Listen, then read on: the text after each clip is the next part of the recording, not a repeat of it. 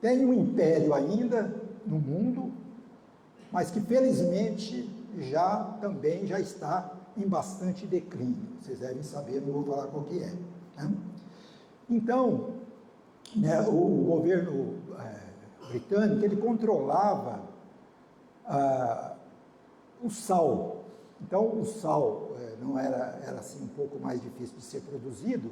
Eles começaram a taxar o sal de uma maneira, com um imposto muito alto, de tal maneira que ficou difícil para os mais pobres para consumirem o sal. E o que o Gandhi fez? O Gandhi, ele achou que aquilo que estava prejudicando os mais pobres não tinha sentido, era uma opressão. Então ele resolveu fazer uma campanha chamada Marcha do Sal. E então, com 60 anos, ele liderou uma caminhada de cerca de 400 quilômetros, desde uma cidade chamada Ahmedabad até o litoral, até lá no mar, para produzir sal de forma simples, de forma não violenta, desafiando o monopólio britânico. E ele não recorreu nem à violência, nem à raiva. Ele convocou pessoas de todas as idades, classes sociais e religiões a se unirem em uma causa comum, usando a não violência como princípio fundamental e orientador. Qual foi o impacto humano desse gesto? O gesto simples de coletar sal com o próprio suor e esforço simbolizou o respeito pela dignidade de cada pessoa e evidenciou a capacidade das pessoas a agirem de forma pacífica para lutar pelos seus direitos. Isso é a liderança dele. Essa marcha do sol evidenciou que grandes mudanças podem nascer da coragem, do agir com paciência, com humildade e com dignidade. O Gandhi, ele professou o hinduísmo, a religião dele era o hinduísmo, religião em que ele nasceu e permaneceu durante toda a sua vida. Sua compreensão do hinduísmo era profundamente espiritual, ética, inclusiva e não dogmática. Então, ele acreditava no hinduísmo não como uma religião privilegiada, mas o hinduísmo universalista. Ele viu o hinduísmo como uma religião que orientava múltiplos caminhos para Deus.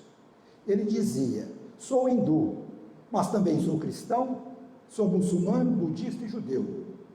Com isso, ele expressava a convicção de que todas as religiões contêm verdades fundamentais e conduzem ao mesmo princípio divino.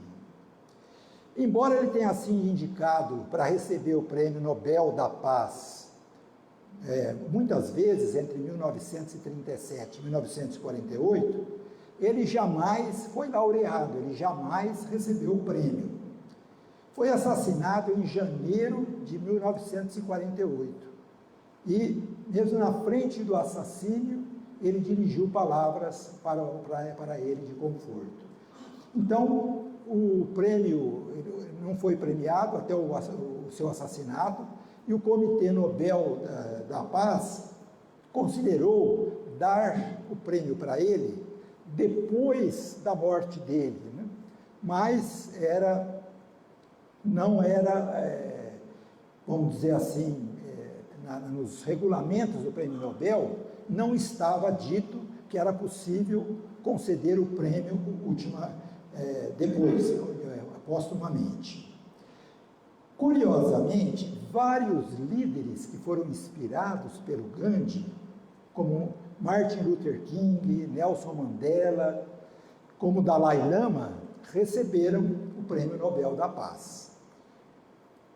Mas o que são as bem-aventuranças? Vamos recordar rapidamente, que estão no capítulo 5 do Evangelho de Mateus. Então, Jesus, vendo as multidões, subiu ao monte e, como ele se assentasse, os seus discípulos e mais outras pessoas se aproximaram dele. E ele passou a ensinar os discípulos assim: bem-aventurados os humildes, porque deles é o reino dos céus. Essa é a primeira bem-aventurança que está escrita ali no Evangelho de Mateus. A segunda: bem-aventurados os que choram, porque serão consolados. A terceira: bem-aventurados os mansos, porque herdarão a terra. A quarta: bem-aventurados os que têm fome e sede de justiça, porque serão fartos. A quinta: bem-aventurados os misericordiosos, porque alcançarão misericórdia. A sexta: bem-aventurados os puros de coração, porque verão a Deus. A sétima: bem-aventurados os pacificadores, porque serão chamados filhos de Deus. A oitava: bem-aventurados os perseguidos por causa da justiça, porque deles é o reino dos céus. E a última: bem-aventurados sois vós, quando por minha causa vos injuriarem e perseguirem, e mentindo disserem todo mal contra vós. São essas bem-aventuranças que Gandhi falou que tudo a parte moral da humanidade, os ensinamentos fossem perdidos. Essas bem-aventuranças, esses ensinamentos bastariam para que nós pudéssemos progredir moralmente, para que pudesse haver paz, para que pudesse haver harmonia, para que pudesse haver entendimento, fraternidade aqui no nosso mundo. Agora eu vou fazer uma série de perguntinhas para vocês. Não, ninguém precisa responder. Vou fazer a perguntinha só para inspirar a curiosidade. Então vou chamar de pergunta primeira, são 10. Pergunta P1. O que significa as palavras misericórdia e misericordiosos? Bem-aventurados misericordiosos, porque serão... O que é misericórdia? É uma palavra que eu mesmo tinha dúvida, né? A gente tem um pouco de dúvida, né? Mas então, quando a gente tem dúvida, a gente tem que recorrer à fonte. E aí, o que significa a palavra misericórdia? Então, ela vem do latim misericordia, que une misere, que é sofrimento, e miséria, ou miséria, e cordia, que é coração. Ou seja, literalmente, misericórdia significa um coração voltado para os que sofrem, ou que tem dó das pessoas que sofrem.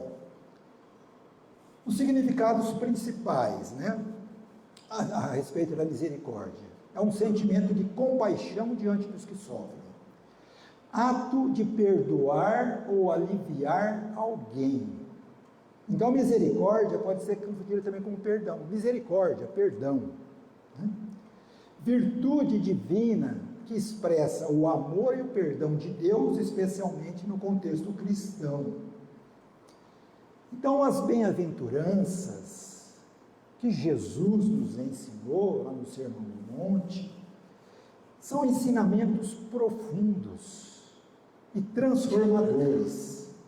E a sua importância transcende fronteiras religiosas, culturais e históricas.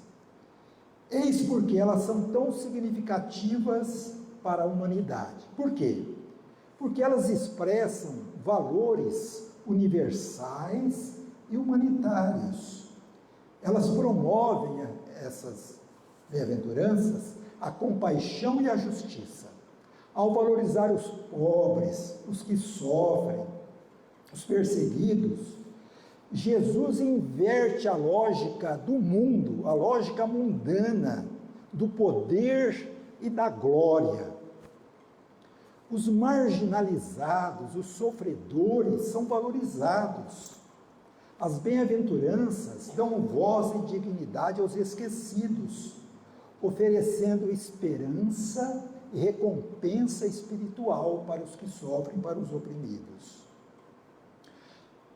As bem-aventuranças representam uma revolução ética e espiritual, uma mudança de paradigma. Em vez de exaltar a força, a riqueza, o status, Jesus exalta a humildade, a misericórdia, a pureza do coração. É um chamado à paz e à reconciliação. Bem-aventurados os pacificadores é um convite à construção de pontes, não de muros. As bem-aventuranças é um guia para uma vida significativa. Mais que regras, a gente vai ver mais para frente, são atitudes que nós temos que tomar. Elas não são mandamentos, mas descrições de um caráter que revela o reino de Deus. Elas inspiram nossa transformação interior, apontam para uma espiritualidade que começa no coração e se manifesta e devem se manifestar em ações concretas. São aplicáveis esses ensinamentos em qualquer época da humanidade. Em tempos de guerra, desigualdade ou crise moral, as bem-aventuranças continuam sendo um farol ético para a humanidade. E ela tem uma influência global.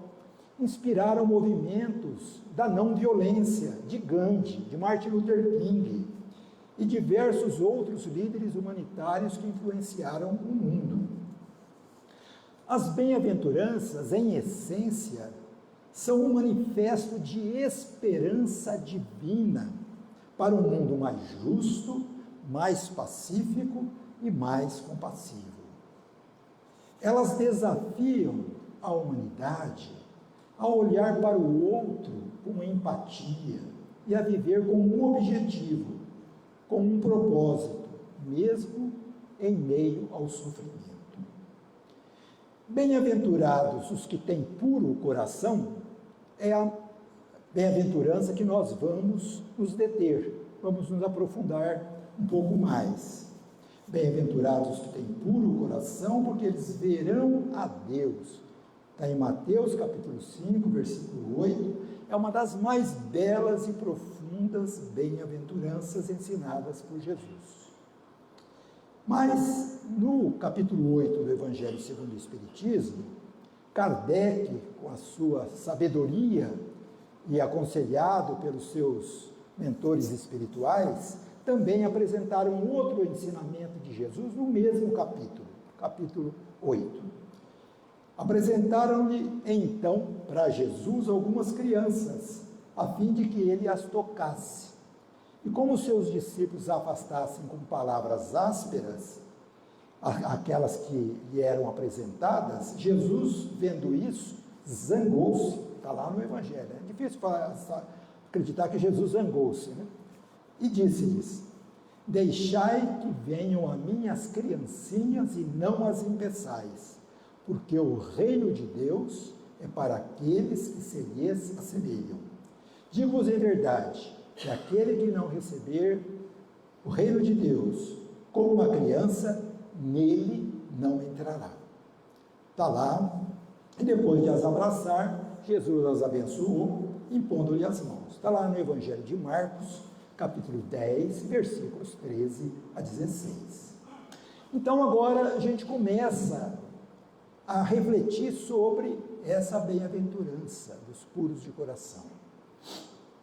Então, já no capítulo 8 do Evangelho, já Kardec fala, instruído pelos Espíritos, a pureza de coração é inseparável da simplicidade e da humildade. Exclui toda ideia de egoísmo e de orgulho. Então, Começa pela humildade. Lembra lá que as bem-aventuranças começam aqui? Bem-aventurados os humildes.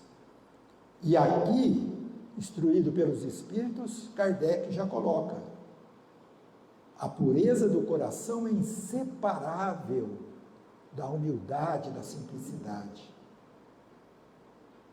Humildade, evidentemente, a antítese da humildade é o orgulho. Exclui o orgulho, mas exclui também o egoísmo. Por isso é que Jesus toma a infância como emblema dessa natureza, dessa pureza. Do mesmo modo que a tomou com a humildade. Porque nessa da criança, normalmente elas não são orgulhosas, né? Não são humildes normalmente. Mas só um espírito que já houvesse chegado próximo à perfeição nos poderia oferecer o tipo da verdadeira pureza. Porque aquela criança pode ser um espírito que, aliás, pode até ser um espírito perverso às vezes, maldoso. Né? Então, quem dá o exemplo da pureza são já espíritos muito avançados, que não existem na Terra. Nós estamos nesse mundo ainda de provas e expiações, espíritos muito imperfeitos. Então, só um espírito que já conquistou a pureza, que já é muito, está em mundos muito mais avançados, mundos divinos, é que nos dá, que é um exemplo de espírito puro. Mas ele fala que essa da comparação da criança é exata do ponto de vista da vida presente, porquanto a criancinha, não havendo ainda podido manifestar nenhuma tendência perversa, nos apresenta a imagem da inocência e da candura. E essa bem-aventurança, então, nos chama a uma reflexão interior. E desse capítulo 8 tem uma mensagem muito bonita de alguém que conviveu com Jesus, que foi o João Evangelista, o Evangelho de João. E ele coloca como subtítulo, nesse capítulo 8, deixai que venham a mim as criancinhas. É uma mensagem muito bonita que eu peguei alguns trechos. Mensagem do João Evangelista. Disse o Cristo: deixai que venham a mim as criancinhas. Profundas em sua simplicidade, essas palavras não continham um simples chamamento às crianças, mas é também dirigido às almas que gravitam nas regiões inferiores, onde o infortúnio desconhece a esperança. Jesus chamava a si a infância intelectual da criança formada, os fracos, os escravizados e os oprimidos. Olha essa visão, então, que se a gente, lendo simplesmente o Evangelho, a gente não acharia que ele estava também se referindo, deixai vir a mim as criancinhas, mas é deixai vir a mim aqueles que são oprimidos, aqueles que são fracos, né? Os escravizados. Então, João Evangelista continua: Jesus não podia ensinar a infância física, presa à matéria, submetida ao jugo do instinto, ainda não colhida na categoria superior da razão e da vontade, que se exerce em torno dela e por ela. Jesus queria que os homens fossem a ele com a confiança daqueles entezinhos de passos vacilantes, cujo chamamento conquistava para o seu coração. Aquelas crianças chegaram até Jesus na maior inocência, querendo mesmo que Jesus as abençoasse. Então, Jesus é o facho que ilumina as trevas, a claridade matinal que toca o despertar. Jesus foi o iniciador do Espiritismo, que a seu turno atrairá para Deus não somente as criancinhas, mas também os homens de boa vontade. Mas, bem-aventurados os que têm o coração puro. O que é o coração puro? Vamos refletir? É a pergunta B2. O que é o coração no ensinamento do Mestre Jesus. O que é o coração? Evidentemente, não é esse órgão físico, essa bomba que bate aqui para que o sangue chegue aos órgãos. O coração simboliza a essência do nosso ser, aquilo que pensamos, sentimos e desejamos no nosso íntimo, é o nosso eu. Isso aqui é o coração, é o nosso eu, é a nossa intimidade, é o nosso espírito, é a nossa essência. Então, bem-aventurados aqueles que têm o coração puro, aqueles que são puros. Pergunta P3, o que é ter o coração puro? O que é ter o coração puro? Então, vamos detalhar um pouquinho mais. O coração puro não é o coração ingênuo. Ter o coração puro significa sempre cultivar pensamentos desprovidos, sem egoísmo, ódio, orgulho, maldade, violência, prepotência, malícia e de segundas intenções. Isso é ter o coração puro. É fácil? Não é. É viver com simplicidade e verdade, colocando a sinceridade acima das aparências e os valores espirituais acima dos interesses espirituais. Nós colocamos os interesses materiais, nós colocamos os interesses espirituais acima dos interesses materiais, ou nós vivemos aflitos, desesperados em função das coisas materiais? Então precisamos lembrar disso. Bem-aventurados os puros de coração, felizes.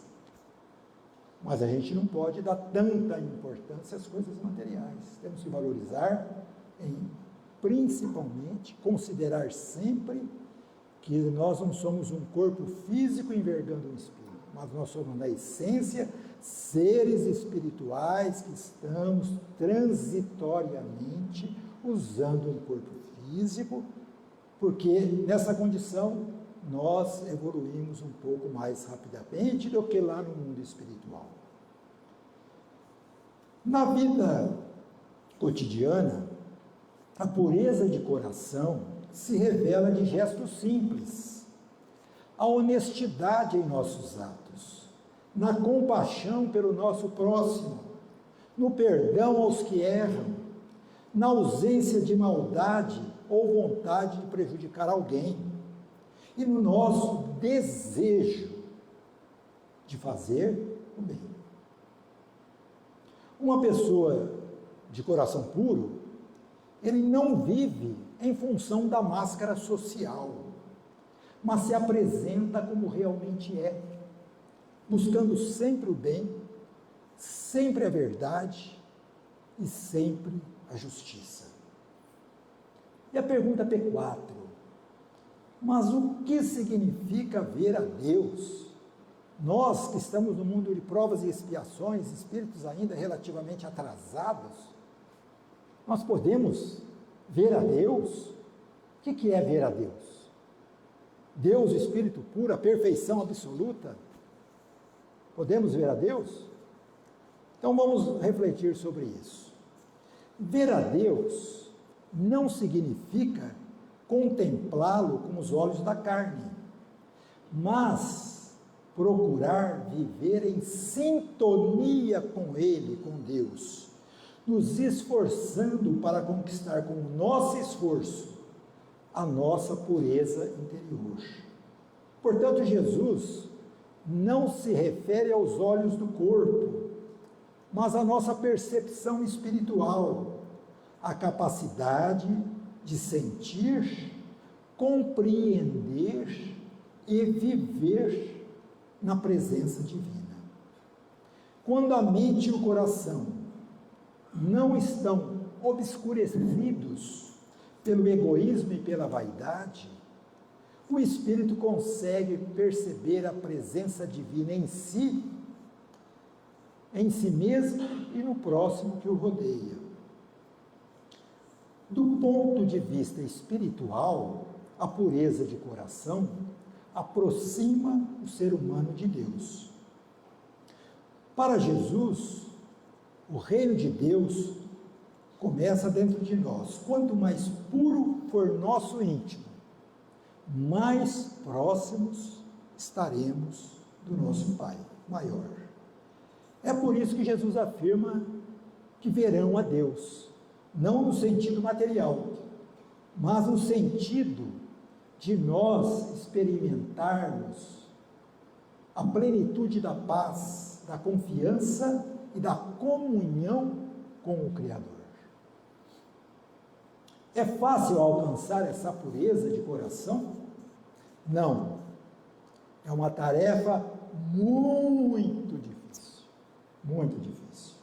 que exige muita determinação, muito esforço e muito sacrifício de nós. E vamos para a pergunta B5. Como conseguir a pureza de nosso coração? Então vamos falar aqui por tudo. Como conseguir? É necessário ter, olha a lista de coisas: disciplina interior, persistência no bem, vigilância sobre os próprios pensamentos, desprendimento das ilusões materiais e constante exercício de virtudes, como a humildade, a caridade, a fraternidade, a paciência, a boa vontade e a persistência. É fácil, gente? É um processo, a pureza de coração, de autoconhecimento também, de depuração moral, de trabalho em benefício dos semelhantes. Olha só, gente, até agora não falamos em trabalho em benefício dos semelhantes. A pureza de coração exige também o trabalho, a caridade para com os nossos semelhantes, na qual o espírito, pouco a pouco, vai se libertando das sombras para refletir a luz divina.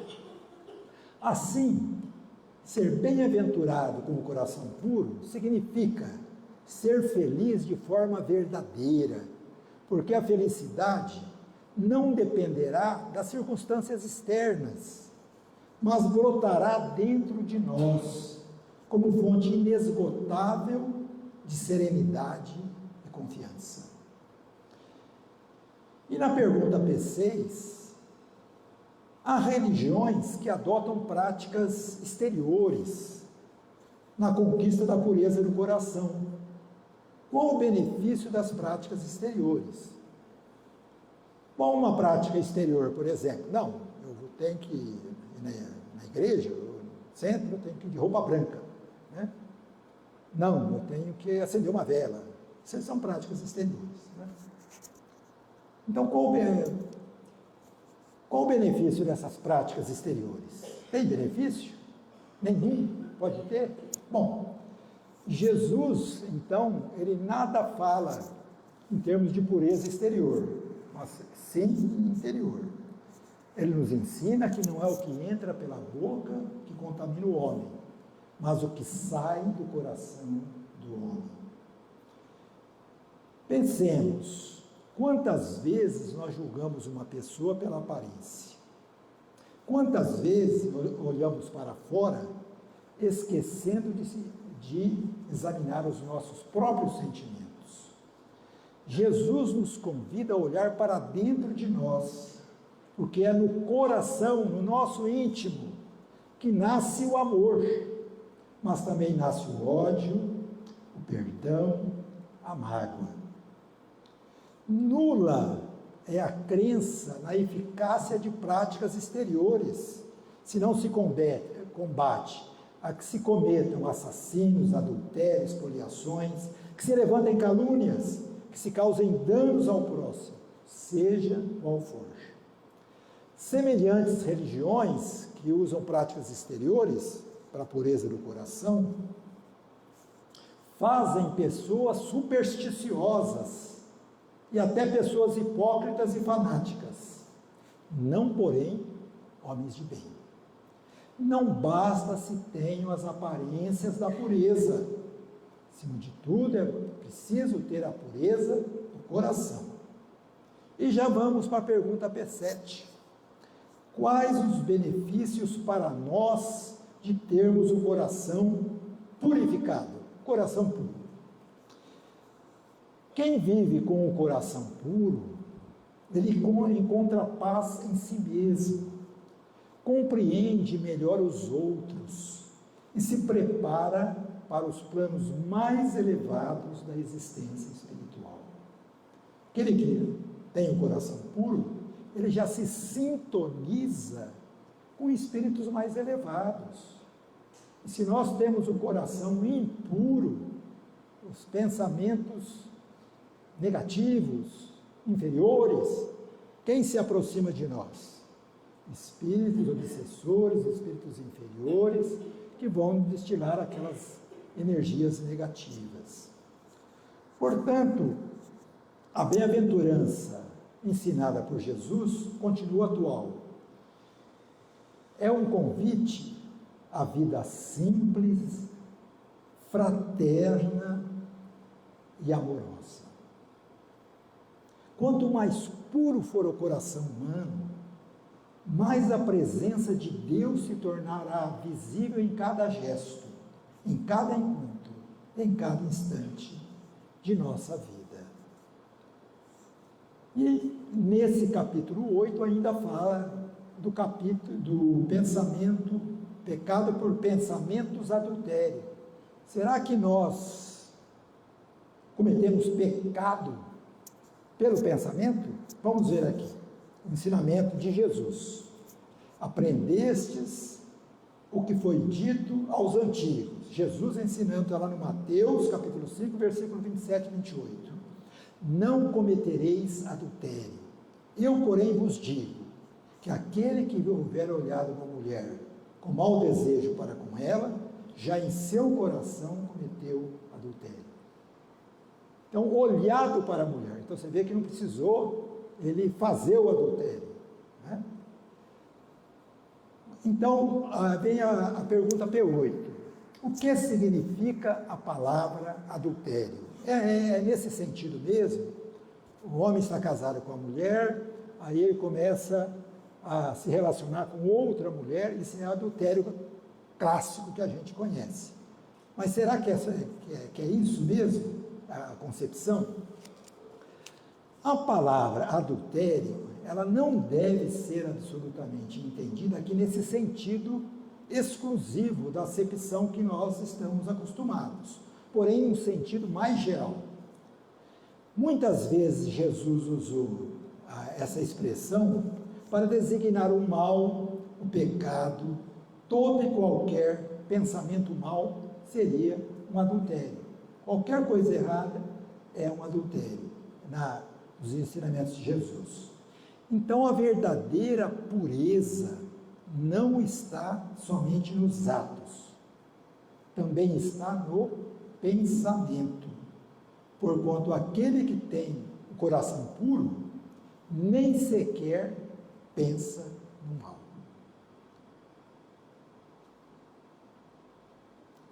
Foi o que Jesus quis dizer. Ele condena o pensamento, o pecado, mesmo em pensamento, porque é um sinal de impureza. Em resumo, aquele que sequer concebe a ideia do mal, sequer concebe, quer dizer, nem pensa, já realizou um grande progresso. Naquele a quem a ideia do mal surge, mas que a repele, não pratica, há um progresso em vias de realizar-se. Naquele, finalmente, que pensa no mal, que elabora o mal, e nesse pensamento se compraz, o mal ainda existe na plenitude de sua força. Naquele que não concebe o mal, que não tem pensamento mal, o trabalho já está feito. No outro, que pensa no mal, mas não realiza, está feito parcialmente. E naquele que pensa no mal e faz e realiza, tem todo um trabalho que ele tem que fazer para se libertar de sua tendência. Vamos então continuar refletindo juntos sobre o que é essa pureza de coração e o que podemos como podemos buscá-la em nossa vida. Então, no Evangelho segundo o Espiritismo, no capítulo 8, Kardec nos explica ainda: a pureza de coração se revela pela simplicidade, pela retidão e pelo combate às nossas imperfeições morais. Ver a Deus significa alcançar um grau de elevação espiritual que nos possibilita compreender suas leis e viver em harmonia com elas. Kardec explica, então, que a pureza do coração é fruto do esforço contínuo e da reforma íntima, pois ninguém nasce perfeito e todos estamos destinados a caminhar rumo à perfeição. Uma reflexão: se Deus é amor, como podemos nos aproximar dele? Guardando ódio, orgulho, ressentimento. Mas então, na pergunta P9, nós perguntamos: quais são as atitudes que nós devemos tomar no dia a dia para purificarmos o nosso coração? Quais são as atitudes? Então vamos relacionar algumas. Perdoar as ofensas sem guardar rancor. Ajudar alguém sem esperar nada em troca. Sempre ser honesto em quaisquer circunstâncias. Sorrir e elevar a esperança a quem sofre. Não são grandes milagres que Jesus espera de nós, mas pequenos gestos que revelam um coração puro. E a pergunta P10, que é a última: quais são alguns caminhos para alcançarmos a pureza de coração? Autoconhecimento, reconhecer nossas fraquezas e trabalhar nelas. Quais são os defeitos que eu tenho dentro de mim? Todos nós temos nossas deficiências espirituais que eu preciso corrigir. Vigilância, autoconhecimento primeiro, vigilância. Cuidar, se preocupar com o que pensamos e sentimos. Terceira providência, oração, meditação. Frequentar uma reunião como essa, né, que abre espaço para Deus no nosso mundo íntimo. Outra coisa fundamental, caridade, servir e amar ao próximo. E perdão, libertar-se do peso da mágoa. Que tal darmos a cada dia um pequeno passo rumo a essa pureza? Outras contribuições para a gente já partimos para a finalização da nossa palestra. O que Emmanuel fala a respeito da pureza do coração? Emmanuel é um espírito de grande sabedoria. Talvez, na minha opinião, depois do Kardec, seja o espírito que mais contribuiu com a doutrina espírita. Só o fato dele orientar o Chico Xavier, que escreveu mais de 400 livros, de diversos autores, e ele ter escrito, principalmente sobre assuntos do Evangelho, mais 100 livros através do Chico, já mostra a sua contribuição. O que o Emmanuel fala a respeito desse assunto? Ele diz, o Emmanuel: o coração puro é aquele que não julga com severidade, mas aquele que compreende com misericórdia. Diz Emmanuel ainda: a pureza de coração não significa ausência de erros passados, mas decisão firme de não mais se comprometer com o mal. Eu vou repetir essa daí, que essa é pesada, né? A pureza de coração não significa ausência de erros passados, mas decisão firme de não mais se comprometer com o mal.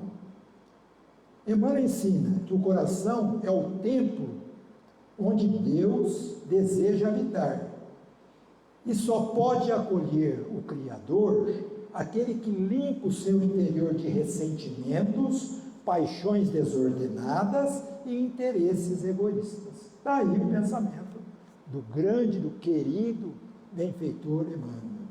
E o André Luiz, o que ele fala a respeito desse assunto? Ele diz, olha, é um pensamento interessante do André Luiz, mas que a gente já falou de alguma forma. O coração puro é aquele que vibra no amor e no serviço. Então temos que ter serviço ao nosso próximo. Também o coração puro não é só pensamentos, nada. É serviço ao próximo.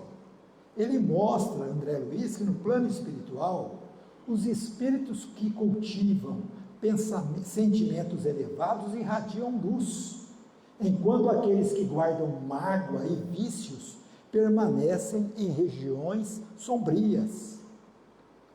Ele diz, a pureza, portanto, diz André Luiz, é como uma luz que abre portas para esferas mais altas, possibilitando que o espírito se aproxime da presença divina. E Joana de Ângeles, o que fala Joana de Ângeles a respeito? Ela lembra, Joana de Ângeles, que pureza de coração não é isentar-se da vida, mas viver intensamente, com consciência reta e sentimentos nobres. Então, não é isentar-se da vida, é trabalhar pelo próximo. Não, eu vou ter o coração puro, eu vou ficar na minha casa tranquilo, tal, não vou fazer mal para ninguém. Não, nada disso. Tem que ter serviço. Meimei, o que ela fala? Em mensagens simples e tocantes, ela ensina que a criança é o símbolo dessa pureza, convidando-nos a recuperar a confiança e a ternura na caminhada. E na sabedoria universal, o que outros autores não cristãos falaram a respeito do coração puro? Francisco de Assis vivia a pureza, ao ver Deus em todas as criaturas, chamando o sol de irmão e a lua como irmã. Buda ensinava, a mente pura vê a realidade como ela é. O desapego e a compaixão são o caminho da iluminação, Buda. E o Confúcio dizia que o coração justo e sincero gera harmonia na família e na sociedade. E o Sócrates lembrava, conhece-te a ti mesmo. O autoconhecimento é a chave da purificação da alma. Como é que vamos purificar o nosso coração se nós não nos conhecemos interiormente? E Gandhi afirmava que a pureza e a simplicidade levam à verdade e à não violência. Então, a pureza de coração e simplicidade são as asas que nos levam a Deus. Pergunto, não é maravilhoso perceber que em diferentes culturas, em diferentes épocas, o chamamento a nós é o mesmo? Pureza interior, simplicidade, amor. Uma das histórias mais comoventes que ilustram a bondade e a pureza de coração de Chico Xavier é, como talvez muitos de vocês já conhecem, é Os Mendigos da Ponte, chamada Os Mendigos da Ponte, acho que muito conhece, né? Muitas vezes, até de madrugada, Chico Xavier costumava sair para ajudar pessoas que moravam embaixo de uma ponte lá em Pedro Leopoldo.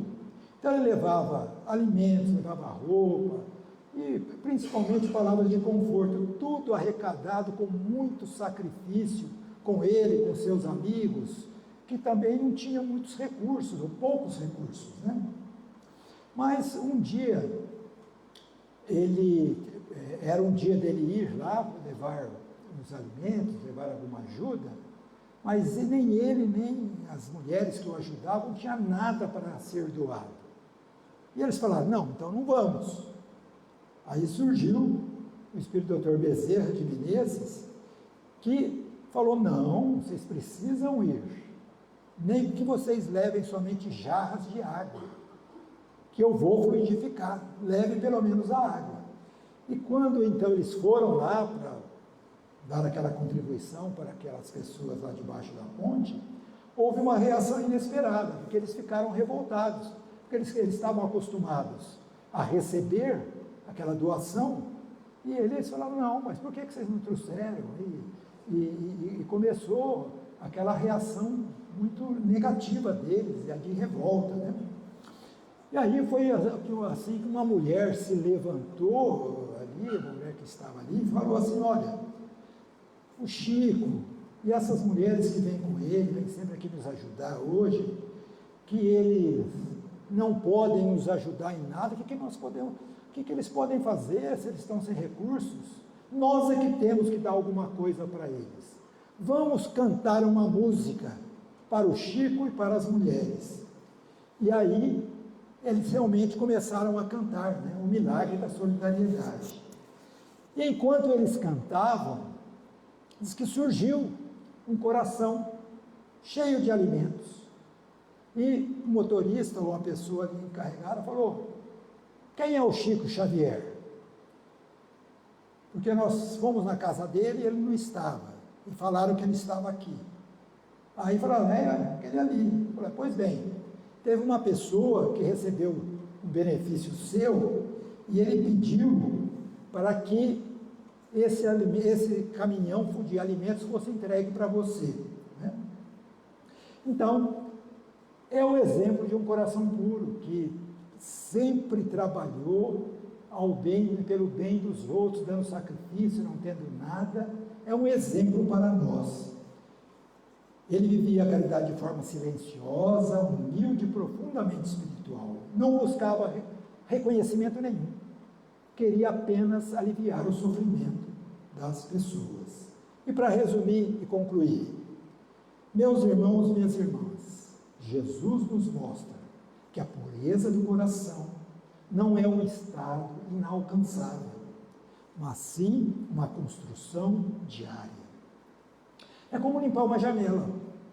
Quanto mais a limpamos, mais a luz entra dentro do nosso coração. Assim também é o coração.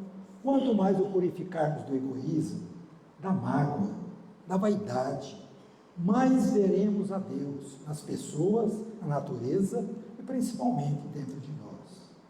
Bem-aventurados os puros de coração, porque verão a Deus. E podemos começar a vê-lo desde já, em cada gesto de amor. Que possamos juntos, então, buscar essa pureza e irradiar a presença de Deus ao nosso redor. Muito obrigado, que a paz de Jesus esteja em nossos corações. Assim seja. Muito obrigado.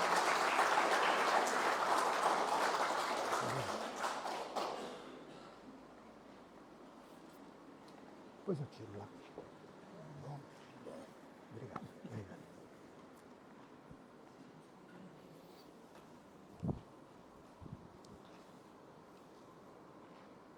Muito bom, né?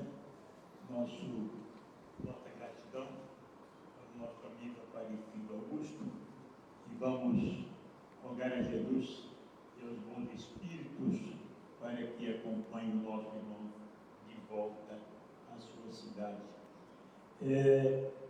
Meu amigo, me fala um número de 1 a 49. 23. 23? Isso. Olha aí, olha ali. O número 23 ganhou um livro. Olha que maravilha.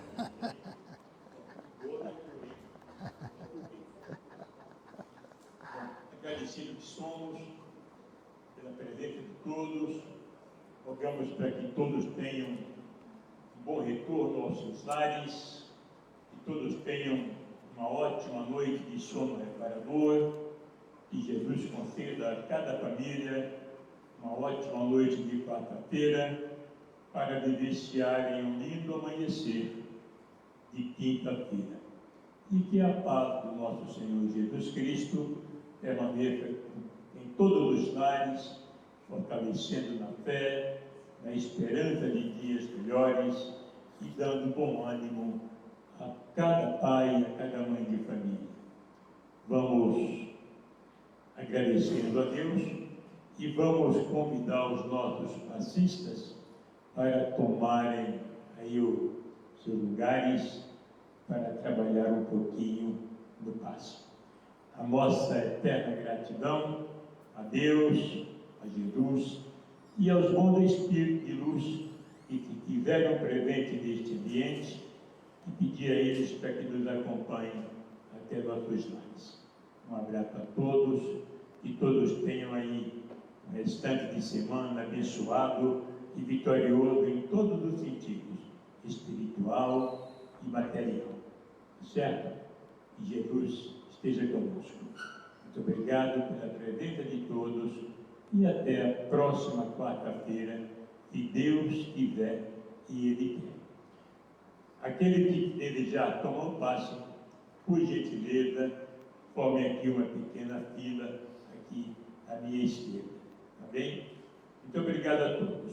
Que Jesus abençoe cada um de vocês.